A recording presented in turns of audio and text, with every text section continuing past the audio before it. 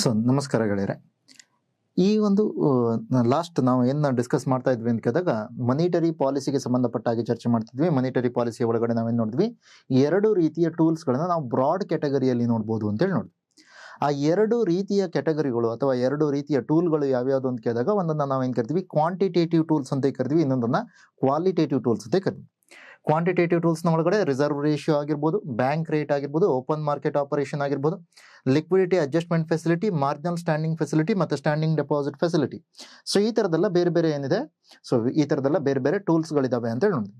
ಅದೇ ರೀತಿಯಲ್ಲಿ ಕ್ವಾಲಿಟೇಟಿವ್ ಅಥವಾ ಗುಣಾತ್ಮಕ ಸಾಧನಗಳ ಒಳಗಡೆ ಲೋನ್ ಟು ವ್ಯಾಲ್ಯೂ ರೇಷಿಯೋ ಆಗಿರ್ಬೋದು, ಕನ್ಸ್ಯೂಮರ್ ಕ್ರೆಡಿಟ್ ಕಂಟ್ರೋಲ್ ಆಗಿರ್ಬೋದು, ಕ್ರೆಡಿಟ್ ರೇಷನಿಂಗ್ ಆಗಿರ್ಬೋದು, ಮೋರಲ್ ಸುಯೇಷನ್ ಅಥವಾ ಡೈರೆಕ್ಟ್ ಆಕ್ಷನ್, ಈ ಥರದೆಲ್ಲ ಬೇರೆ ಬೇರೆ ಬೇರೆ ಬೇರೆ ರೀತಿಯಾದಂಥ ಟೂಲ್ಸ್ಗಳು ಇದಾವೆ ಅನ್ನೋದು ನೋಡಿದ್ವಿ. ಈಗ ಇವತ್ತಿನ ಈ ಒಂದು ವಿಡಿಯೋದ ಒಳಗಡೆ ನಾವೇನು ಮಾಡೋಣ ಅಂತ ಕೇಳಿದಾಗ ಇಲ್ಲಿಂದ ಮುಂದಕ್ಕೆ ಚರ್ಚೆಯನ್ನು ಕಂಟಿನ್ಯೂ ಮಾಡೋಣ. ಪ್ರತಿಯೊಂದು ಟೂಲ್ಗಳು ಯಾವ ರೀತಿಯಲ್ಲಿ ಕೆಲಸ ಮಾಡುತ್ತೆ, how RBI can use these tools in order to control the credit supply in the market. ಮಾರುಕಟ್ಟೆಯ ಒಳಗಡೆ ಹಣದ ಪೂರೈಕೆಯನ್ನು ಕಂಟ್ರೋಲ್ ಮಾಡೋದಕ್ಕೆ ಸೊ ಹೇಗೆ RBI ಇದನ್ನೆಲ್ಲ ಬಳಸ್ಬೋದು ಅನ್ನೋದರ ಕುರಿತಾಗಿ ನಾವು ಈ ಒಂದು ವಿಡಿಯೋದಲ್ಲಿ ಚರ್ಚೆ ಮಾಡೋಣ. ಸೊ ವೆಲ್ಕಮ್ ಟು ಕ್ರಸಿಕ್ ಸರ್ವೋದಯ ಫೌಂಡೇಶನ್ KSF ಅಕಾಡೆಮಿಯ ಈ ಒಂದು ಆ್ಯಪ್ಗೆ ತಮಗೆಲ್ಲರಿಗೂ ಹಾರ್ದಿಕವಾದಂಥ ಸ್ವಾಗತ. ಸೊ ಈ ಒಂದು ವಿಡಿಯೋದ ಒಳಗಡೆ ನಾವು 5ನೇ ಚಾಪ್ಟರ್ ಆಲ್ರೆಡಿ ಏನು ಮನಿ ಮಾರ್ಕೆಟ್ಗೆ ಸಂಬಂಧಪಟ್ಟ ಹಾಗೆ ಚರ್ಚೆಯನ್ನು ಸ್ಟಾರ್ಟ್ ಮಾಡಿದ್ವಿ. So we will continue that discussion.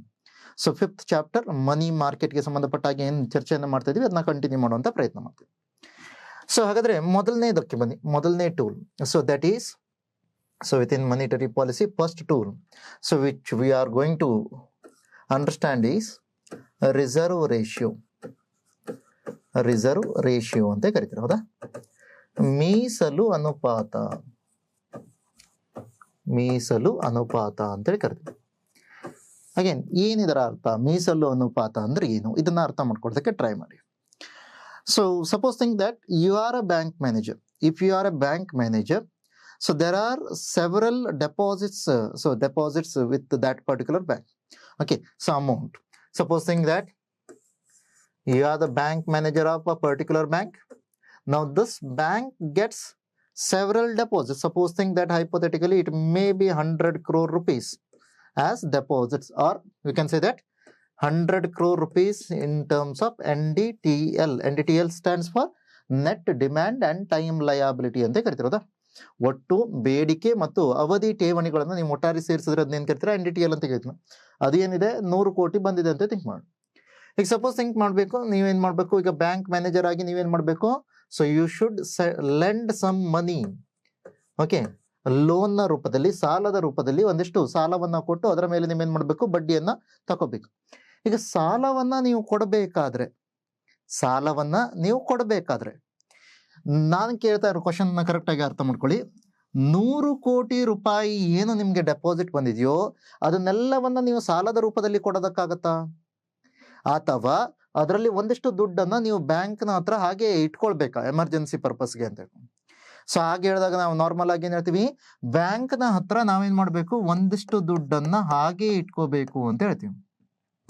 ಅಷ್ಟನ್ನು ಸಾಲ ಕೊಡೋದಕ್ಕಾಗಲ್ಲ. ಸಾಲ ಯಾಕೆ ಕೊಡೋದಕ್ಕಾಗಲ್ಲ ಅಂತಂದಾಗ ಇದರಲ್ಲಿ ಡಿಮ್ಯಾಂಡ್ ಡೆಪಾಸಿಟ್ಸ್ ಇದೆ, ಹೌದಲ್ವಾ? ಈಗ ಎಮರ್ಜೆನ್ಸಿ ಸಿಚುವೇಶನ್ ಅಲ್ಲಿ ಡಿಮ್ಯಾಂಡ್ ಡೆಪಾಸಿಟ್ಸ್ ಇದ್ದಾಗ ಅವ್ರು ಏನ್ ಮಾಡ್ತಾರೆ, ಸೊ ಡೆಪಾಸಿಟರ್ ವಾಪಸ್ ಏನಾದ್ರು ದುಡ್ಡನ್ನ ಕೇಳೋದಕ್ಕೆ ಬಂದ್ರೆ ಅವಾಗ ನೀವು ಈ ತರ ಹೇಳೋದಕ್ಕಾಗತ್ತಾ, ಇಲ್ಲ ನಮ್ಗೇನ್ ಮಾಡ್ಬೇಕು, ವಿಜಯ್ ಮಲ್ಯ ಅವರು ಸಾಲ ವಾಪಸ್ ಕೊಡಬೇಕು, ವಿಜಯ್ ಮಲ್ಯ ಅವರು ಸಾಲ ವಾಪಸ್ ಕೊಟ್ಟರೆ ಮಾತ್ರ ನಿಮ್ಗೆ ಡೆಪಾಸಿಟ್ ವಾಪಸ್ ಕೊಡ್ತೀವಿ ಅಂತ ಹೇಳ್ತಾರೆ. ಇಲ್ಲ, ಇಮಿಡಿಯೇಟ್ ಆಗಿ ನೀವು ಕೊಡ್ಲೇಬೇಕು. ಆ ಕಾರಣಕ್ಕಾಗಿ ಎಲ್ಲವನ್ನ ನೀವು ಸಾಲದ ರೂಪದಲ್ಲಿ ಕೊಡೋದಕ್ಕಾಗಲ್ಲ. Okay, so all the money which came in so in terms of deposits for a particular bank which cannot be lended, okay, all the money cannot be lended, or some portion of that deposit, so that deposit, some portion of that deposit cannot be lended in the form of loan ಅಂತ ಹೇಳ್ತೀವಿ. So ಅದನ್ನ ಯಾವುದೇ ಕಾರಣಕ್ಕೂ ಸಾಲದ ರೂಪದಲ್ಲಿ ನೀವು ಕೊಡೋದಕ್ಕೆ ಆಗಲ್ಲ ಅಂತ ಹೇಳ್ತಿದ್ರು. ಓಕೆ, ಸಂತದನ್ನ ನಾವೇನ್ ಕರಿತೀವಿ, so this is known as reserve ratio. Okay, ಮೀಸಲು ಅನುಪಾತ ಅಂದ್ರೆ ಏನು, ಇದು ಯಾವುದನ್ನ ಸಾಲದ ರೂಪದಲ್ಲಿ ಕೊಡುವುದಕ್ಕೆ ಆಗುವುದಿಲ್ಲವೋ ಅದನ್ನ ನಾವೇನು ಕರಿತಿದ್ವಿ, ರಿಸರ್ವ್ ರೇಷಿಯೋ ಅಂತ ಕರಿತಿದ್ವಿ. ಮತ್ತೊಂದ್ಸಲ ಕ್ಲಿಯರ್ ಆಗಿ ಹೇಳ್ತೀನಿ ನೋಡಿ, ರಿಸರ್ವ್ ರೇಷಿಯೋ ಅಂತಂದ್ರೆ ಏನು, ಯಾವುದನ್ನ ಸಾಲದ ರೂಪದಲ್ಲಿ ಕೊಡೋದಕ್ಕಾಗಲ್ಲೋ, ಬ್ಯಾಂಕುಗಳಿಗೆ ಬಂದಿರುವಂಥ ಡೆಪಾಸಿಟ್ನಲ್ಲಿ ಯಾವುದನ್ನ ಸಾಲದ ರೂಪದಲ್ಲಿ ಕೊಡೋದಕ್ಕಾಗಲ್ಲೋ ಅಂದ್ರೆ ಮೀನಿಂಗ್ ಏನಾಯ್ತು, ಅವರು ತಾವು ಹಾಗೆ ಇಟ್ಕೋಬೇಕು ಅಂತೇಳಿ ಅರ್ಥ ಅದನ್ನ. ಸಾಲದ ರೂಪದಲ್ಲಿ ಕೊಡೋದಕ್ಕೆ ಆಗದೆ ಇರೋದನ್ನು ನಾವೇನು ಕರಿತೀವಿ ಮೀಸಲು ಅನುಪಾತ, ರಿಸರ್ವ್ ರೇಷಿಯೋ ಅಂತ ಕರಿತೀವಿ. Which cannot be ಲೆಂಡೆಡ್.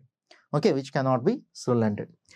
Within reserve ratio we have two different kinds of reserve ratio. The first one is called as cash reserve ratio.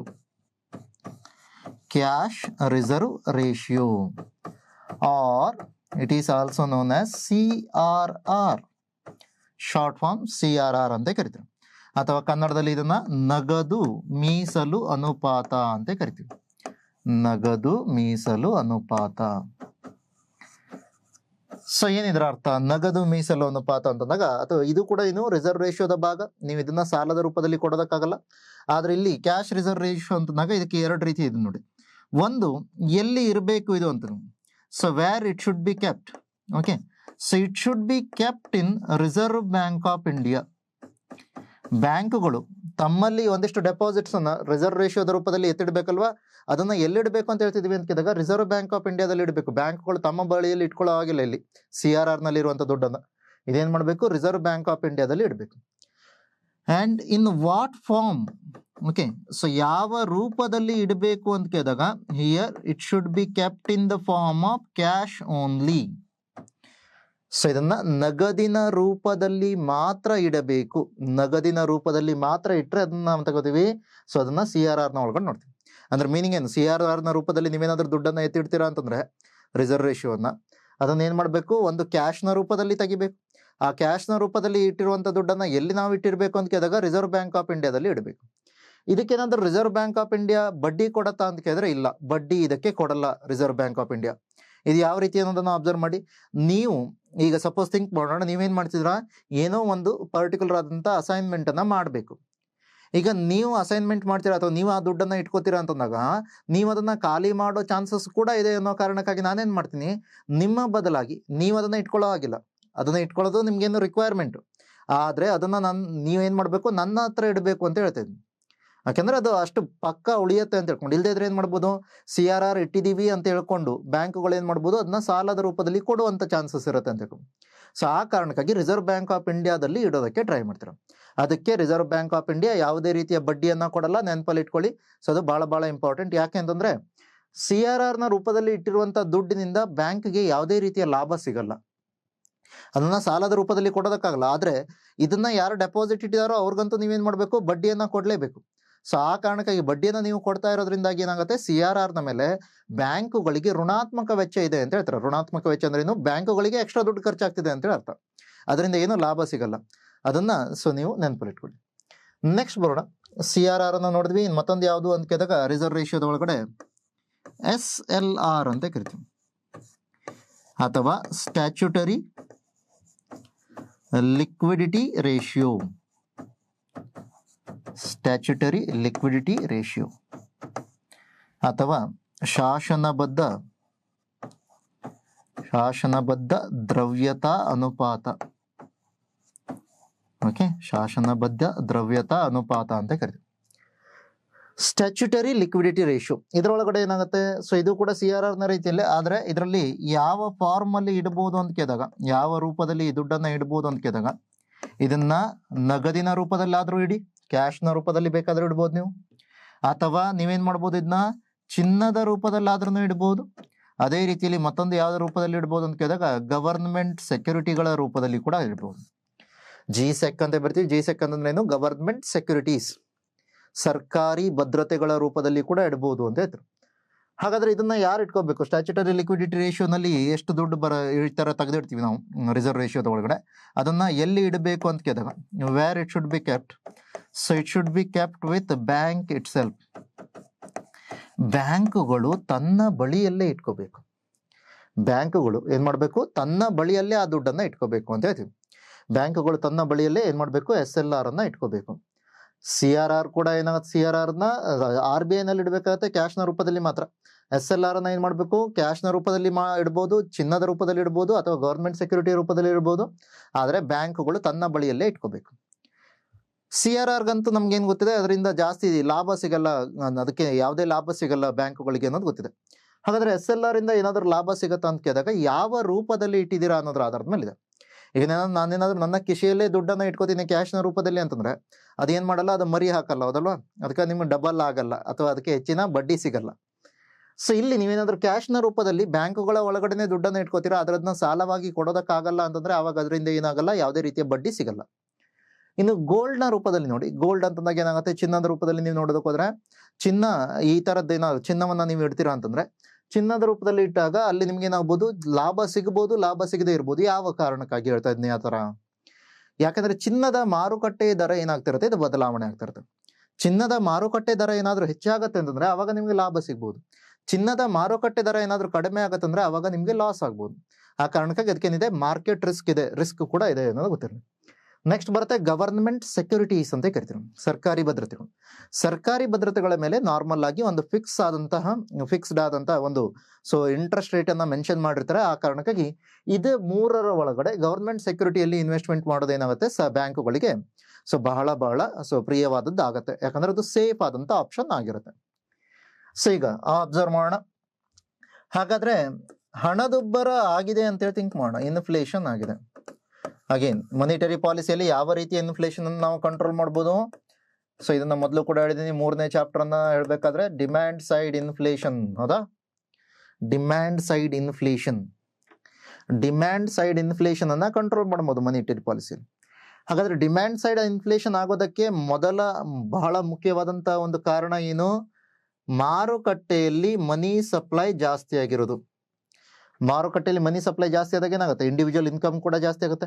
Individual income ಜಾಸ್ತಿ ಆಗಿದೆ ಅಂದ್ರೆ ಅವಾಗ ಏನಾಗುತ್ತೆ, ಆವಾಗ ನಾವು ಡಿಮ್ಯಾಂಡ್ ಜಾಸ್ತಿ ಮಾಡ್ತೀವಿ, ಅದರಿಂದ ಪ್ರೈಸ್ ಜಾಸ್ತಿ ಆಗುತ್ತೆ. ಇನ್ಫ್ಲೇಷನ್ ಆಗೋದಕ್ಕೆ ಆ ರೀಸನ್. ಈಗ ನೀವು ಮನಿ ಸಪ್ಲೈ ಆಲ್ರೆಡಿ ಜಾಸ್ತಿ ಇರೋದ್ರಿಂದಾಗಿ ಮಾರುಕಟ್ಟೆಯಲ್ಲಿ ಏನಾಗಿದೆ, ಪ್ರೈಸ್ ಜಾಸ್ತಿ ಆಗಿದೆ, ಇನ್ಫ್ಲೇಷನ್ ಆಗಿದೆ. ಈಗ ನಾವೇನಾದ್ರೂ ಕಂಟ್ರೋಲ್ ಮಾಡಬೇಕು ಇದನ್ನ ಅಂದ್ರೆ ಏನ್ ಮಾಡಬೇಕು, ಮನಿ ಸಪ್ಲೈ ಅನ್ನ ಕಡಿಮೆ ಮಾಡಬೇಕು. ಕರೆಕ್ಟ್ ಆಗಿ ಅರ್ಥ ಮಾಡ್ಕೊಳ್ಳಿ. ಮಾರ್ಕೆಟ್ ಅಲ್ಲಿ ಆಲ್ರೆಡಿ ಮನಿ ಸಪ್ಲೈ ಜಾಸ್ತಿ ಇದೆ. Okay, so money supply in the market is already high. You need to reduce it. Okay, reduce the money supply in order to control inflation. ನೀವೇನಾದ್ರೂ ಹಣದುಬ್ಬರವನ್ನ ನಿಯಂತ್ರಣ ಮಾಡ್ಬೇಕು ಅಂದ್ರೆ ಅಲ್ಲಿ ಏನ್ ಮಾಡ್ಬೇಕು, ಅದನ್ನ ಕಡಿಮೆ ಮಾಡ್ಬೇಕು. ಅದಲ್ಲ ನಮ್ಮ ಹಣದ ಅರಿವು ಏನಿದೆ ಅದನ್ನ ಕಡಿಮೆ ಮಾಡ್ಬೇಕು. ಸೊ ಅದನ್ನ ಅಬ್ಸರ್ವ್ ಮಾಡ್ಕೊಳ್ಳಿ. ಓಕೆ, ಕರೆಕ್ಟ್ ಆಗಿ ನಿಮ್ಗೆ ಗೊತ್ತಿರ್ಬೇಕು. ಯಾಕಂದ್ರೆ ಅದನ್ನ ಮತ್ತೆ ನಿಮ್ಗೆ ಕನ್ಫ್ಯೂಷನ್ ಆಗ್ಬಾರ್ದು. ಆ ಕಾರಣಕ್ಕೆ ಹೇಳ್ತೀನಿ. ಇನ್ಫ್ಲೇಷನ್ ಇದೆ ಅಂದ್ರೆ, ಹಣದುಬ್ಬರ ಆಗಿದೆ ಅಂತಂದ್ರೆ ಆಲ್ರೆಡಿ ಮಾರುಕಟ್ಟೆಯಲ್ಲಿ ಹಣದ ಅರಿವು ಜಾಸ್ತಿ ಇದೆ. ಈಗ ಆ ಹಣದ ಅರಿವನ್ನ ಕಡಿಮೆ ಮಾಡಬೇಕು. ಹಾಗಾದರೆ ಹಣದ ಹರಿವನ್ನ ಕಡಿಮೆ ಮಾಡೋದಕ್ಕೆ ನಾವೇನ್ ಮಾಡ್ಬೋದು? CRR ಮತ್ತೆ SLR ಅನ್ನ ಹೆಚ್ಚು ಮಾಡಿದ್ರೆ ಹಣದ ಅರಿವು ಕಡಿಮೆ ಆಗತ್ತಾ, ಕಡಿಮೆ ಮಾಡಿದ್ರೆ ಹಣದ ಅರಿವು ಕಡಿಮೆ ಆಗತ್ತಾ? ಇದನ್ನ ಅಬ್ಸರ್ವ್ ಮಾಡಿ. ಈಗ CRR ಮತ್ತೆ SLR ಅಂದ್ರೆ ಏನು? ಬ್ಯಾಂಕ್ಗಳಿಗೆ ಒಂದಿಷ್ಟು ಡೆಪಾಸಿಟ್ ಬಂದಿತ್ತು. ಬ್ಯಾಂಕುಗಳು ಸಾಲದ ರೂಪದಲ್ಲಿ ಕೊಡೋದಕ್ಕೆ ಆಗದೆ ಇರುವಂತ ದುಡ್ಡನ್ನ ನಾವು ಇದು ಎರಡು ಹೆಸರಿಂದ ನೋಡ್ತೀರಾ, ಅಥವಾ ರಿಸರ್ವ್ ರೇಷಿಯೋ ಅನ್ನೋ ಹೆಸರಿಂದ ನೋಡ್ತೀರಾ. ಸಾಲ ಒಂದಿಷ್ಟು ಹೋಗ್ತಿತ್ತು ಅಂತ ಥಿಂಕ್ ಮಾಡಿ. ಸಪೋಸ್ ಥಿಂಕ್ ಮಾಡಿ 100 ಕೋಟಿ ಬ್ಯಾಂಕ್ಗೆ ಈ ತರ ಬರ್ತಾ ಇತ್ತು ಅಂತಂದಾಗ ಬ್ಯಾಂಕ್ ಏನಾದ್ರು 80 ಕೋಟಿಯನ್ನ ಸಾಲದ ರೂಪದಲ್ಲಿ ಕೊಡ್ತಾ ಇತ್ತು, 20 ಕೋಟಿಯನ್ನ CRR ಮತ್ತೆ SLR ನ ರೂಪದಲ್ಲಿ ಎತ್ತಿಡ್ತಿತ್ತು ಅಂತ ಥಿಂಕ್ ಮಾಡೋಣ. ಈಗ ನೀವೇನಾದ್ರೂ ಇದನ್ನ ಜಾಸ್ತಿ ಮಾಡಿದ್ರೆ 20% ಇರೋದನ್ನ 30% ಮಾಡಿದ್ರೆ ಏನಾಗುತ್ತೆ? ಸೊ 30% ಮಾಡಿದ್ರೆ ಸಾಲ ಕೊಡೋ ಅಮೌಂಟ್ ಕಡಿಮೆ ಆಗುತ್ತೆ, ಹೌದಲ್ಲ? ಇದು 30 ಕೋಟಿ ಆದ್ರೆ ಇದೇನಾಗುತ್ತೆ, 70 ಕೋಟಿ ಆಗುತ್ತೆ. 100 ಕೋಟಿ ಡೆಪಾಸಿಟ್ ನ ಒಳಗಡೆ 30 ಕೋಟಿ ನೀವು ಸಾಲ ಕೊಡೋದಕ್ಕೆ ಆಗಲ್ಲ ಅಂತ ಹೇಳ್ತಿದ್ರ ಅಂದ್ರೆ ಸಾಲ ಕೊಡುವಂತ ಅಮೌಂಟ್ ಏನಾಗ್ತಿದೆ, ಕಡಿಮೆ ಆಗ್ತಿದೆ. ಈಗ ಇದು ಜಾಸ್ತಿ ಆಗ್ತಾ ಹೋದಾಗೆ ಈ ಸಾಲದ ಅಮೌಂಟ್ ಕಡಿಮೆ ಆಗ್ತಿದೆ ಅಂತಂದ್ರೆ ಮಾರುಕಟ್ಟೆಗೆ ಹೋಗುವಂತ ಹಣದ ಪೂರೈಕೆ ಕಡಿಮೆ ಆಗ್ತಿದೆ ಅಂತ ಹೇಳ್ಬೋದಾ? ಜನರಿಗೆ ಸಾಲ ನಾವೇನ್ ಕೊಡ್ತಾ ಇದೀವಿ ಅದು ಕಡಿಮೆ ಆಗ್ತಿದೆ ಅಂತಂದ್ರೆ ಮಾರುಕಟ್ಟೆಯಲ್ಲಿ ಹಣದ ಪೂರೈಕೆ ಏನಾಗುತ್ತೆ, ಅದು ಕಡಿಮೆ ಆಗತ್ತೆ ಅಂತ ಹೇಳ್ಬೋದಾ? ಅದಲ್ಲ, ಹೇಳ್ಬೋದಲ್ವಾ? ಜನರಿಗೆ ಸಾಲ ಕೊಡೋದು ಕಡಿಮೆ ಆಗ್ತಿದೆ ಅಂತಂದ್ರೆ ಮಾರುಕಟ್ಟೆಯಲ್ಲಿ ಹಣದ ಪೂರೈಕೆ ಕಡಿಮೆ ಆಗ್ತಿದೆ ಅಂತ. ಸೊ ಅದನ್ನ ನಾವೇನ್ ಮಾಡ್ತೀವಿ, ಇದರ ಒಳಗಡೆ ತಗೋತೀವಿ. ಹಾಗಾದ್ರೆ ಇನ್ಫ್ಲೇಷನ್ ನ ಟೈಮಲ್ಲಿ ಏನ್ ಮಾಡಿದ್ರೆ ನಾವು ಕಂಟ್ರೋಲ್ ಮಾಡಬಹುದು? ರಿಸರ್ವ್ ರೇಷಿಯೋವನ್ನ ಇನ್ಕ್ರೀಸ್ ಮಾಡಬೇಕು. CRR ಅನ್ನು ಕೂಡ ಇನ್ಕ್ರೀಸ್ ಮಾಡಬಹುದು, SLR ಅನ್ನು ಕೂಡ ಇನ್ಕ್ರೀಸ್ ಮಾಡಬಹುದು. CRR ಮತ್ತೆ SLR ಅನ್ನ ಜಾಸ್ತಿ ಮಾಡಿದ ಕೂಡಲೇ ಏನಾಗುತ್ತೆ, ಮಾರುಕಟ್ಟೆಯ ಮನಿ ಸಪ್ಲೈ ಕಡಿಮೆ ಆಗುತ್ತೆ. ಇದರಿಂದ ನಾವೇನ್ ಮಾಡ್ಬೋದು, ಇನ್ಫ್ಲೇಷನ್ ನ ಕಂಟ್ರೋಲ್ ಮಾಡಬಹುದು. ಇದು ಇನ್ಫ್ಲೇಷನ್ ಅನ್ನ ಹೇಗೆ ಕಂಟ್ರೋಲ್ ಮಾಡಬಹುದು ನಾವು ಅಂತ. ಧನ್ಯವಾದಗಳು ಜಾಯ್ನ್ ಆಗಿದ್ದಕ್ಕೆ. ಮತ್ತೆ ಸಿಗೋಣ ನೆಕ್ಸ್ಟ್ ವಿಡಿಯೋದಲ್ಲಿ. ಅಲ್ಲಿ ತನಕ ಎಲ್ಲರೂ ಕೂಡ ಆರಾಮಾಗಿರಿ. Take care. Bye and see you.